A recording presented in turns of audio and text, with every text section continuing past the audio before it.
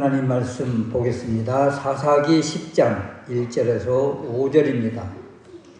아비멜렉의 후에 이사갈 사람 도도의 손자 부하의 아들 돌라가 일어나서 이스라엘을 구원하니라. 그가 에브라임 산지 3일에 거하여 이스라엘의 사사가 된 지 23년 만에 죽음에 3일에 장사되었더라. 그 후에 길르앗 사람 야엘이 일어나서 22년 동안 이스라엘의 사사가 되니라. 그에게 아들 30이 있어 어린 낙이 30을 탔고 성읍 30을 두었었는데 그 성들은 길르앗 땅에 있고 오늘까지 하봇 야엘이라 칭하더라. 야엘이 죽음에 가문에 장사되었더라. 아멘. 오늘 말씀 돌라와 야일 사사에 대한 말씀입니다. 성경에 많은 인물들이 나오잖아요. 여러분들이 잘 아는 인물들, 아브라함, 이삭, 야곱, 다윗, 솔로몬, 이런 굵직한 위대한 인물들의 이름은 우리가 다 기억을 하는데, 이렇게 잠깐 기록되어 있는 이들의 이름을 바라볼 때 성경에 이런 분이 계셨었네 하는 경우가 많습니다. 너무도 생소한 이름이라는 거죠. 오늘 등장하는 돌라와 야일이 그렇습니다. 이런 분이 계셨었는가? 계셨어요.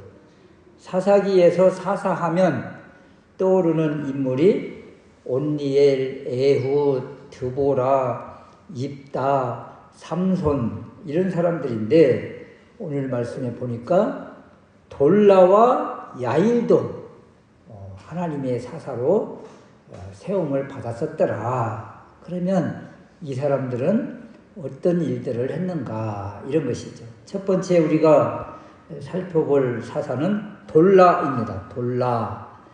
1절 말씀에 아브라함의 후에 이사갈 사람 도도의 손자 부하의 아들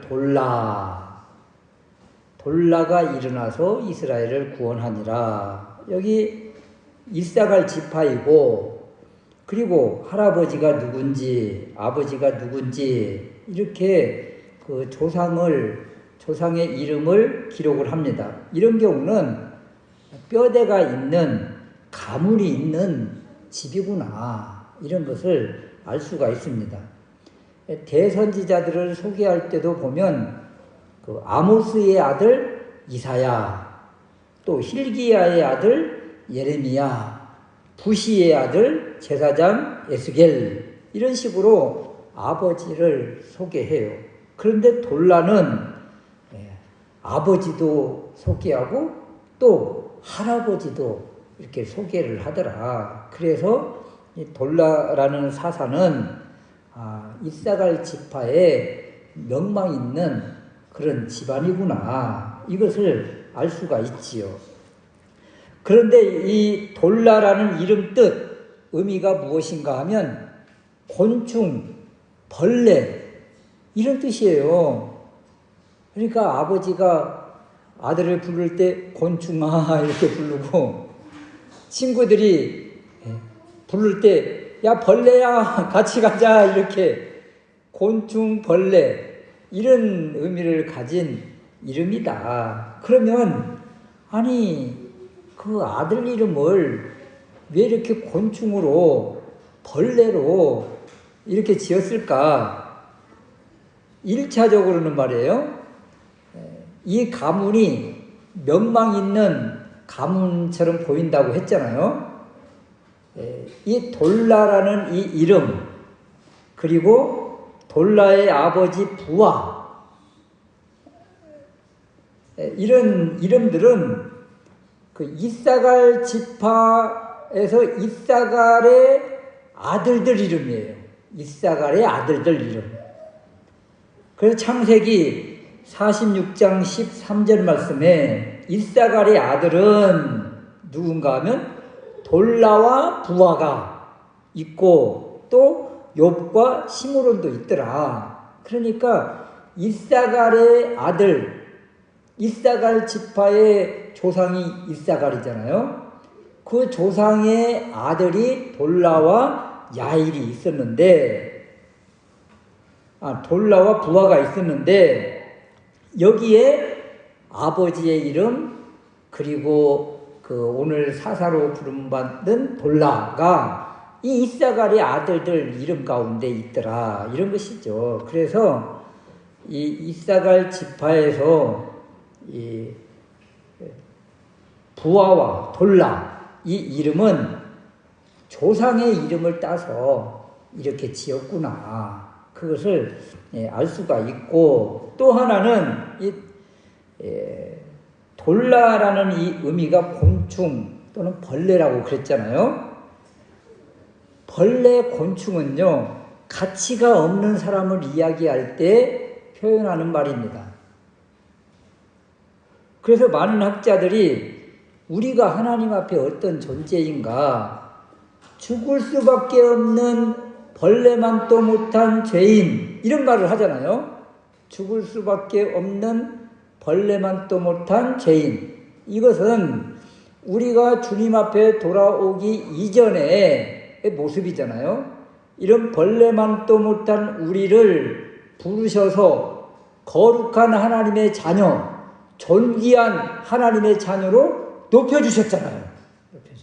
그래서 하나님으로부터 부름을 받지 못했을 때, 하나님을 믿지 못했을 때에 우리의 존재가 벌레만도 못한 존재, 벌레 같은 그런 존재였다. 그래서 이 돌라라는 이름, 벌레, 곤충 이런 이름을 지은 이 모습을 통해서 벌레만도 못한 이 존재를 하나님이 부르셔서 하나님께서 은혜를 주셔서 하나님의 일꾼, 사사가 되게 하셨구나. 그래서 이 이름과 그리고 직책, 직분, 사사라는 이것을 통해서 하나님의 큰 은혜를 받은 사람이 돌라구나. 이런 것을 이제 이름을 통해서 우리가 유추를 합니다. 그러면 이 돌라가 쓰임받는 시대가 언제인가? 1절 말씀에 보면 아비멜렉의 후에 아비멜렉 다음에 이스라엘 백성들을 추스릴 사람이 필요했던 거예요. 아비멜렉이 지나간 자리가 어땠어요? 잔혹하게 피로 얼룩진 그런 자리였잖아요. 그래서 민심이 흉흉하고 그 하나님을 떠난 시대, 그래서 이 시대에 하나님의 은혜와 하나님의 위로가 필요한 시대였다. 이 돌라가 사사로 부름을 받아서 이 흉흉한 민심을 안정시키고 하나님을 떠나고 바알 앞에 엎드린 그 백성들을 하나님 앞으로 이끈 사사, 바로 돌라였던 것입니다. 돌라. 그래서 1절 후반절에 그의 사역을 소개하는데 돌라가 일어나서 이스라엘을 구원하니라. 여러분, 군사적인 어떤 큰 행동은 없었어요. 전쟁 같은 것은 없었어요. 그럼에도 불구하고 구원 밖에 있었던 이 백성들을 구원 안으로 이렇게 구원한 이 일을 돌라가 행했다. 하나님 밖에 있었던 이 백성들을 하나님 안으로 끄집어 들이는데 역할을 한 사람, 그래서 하나님 안으로 들어와서 구원받은 백성이 되었다. 이 일을 돌라가 했다.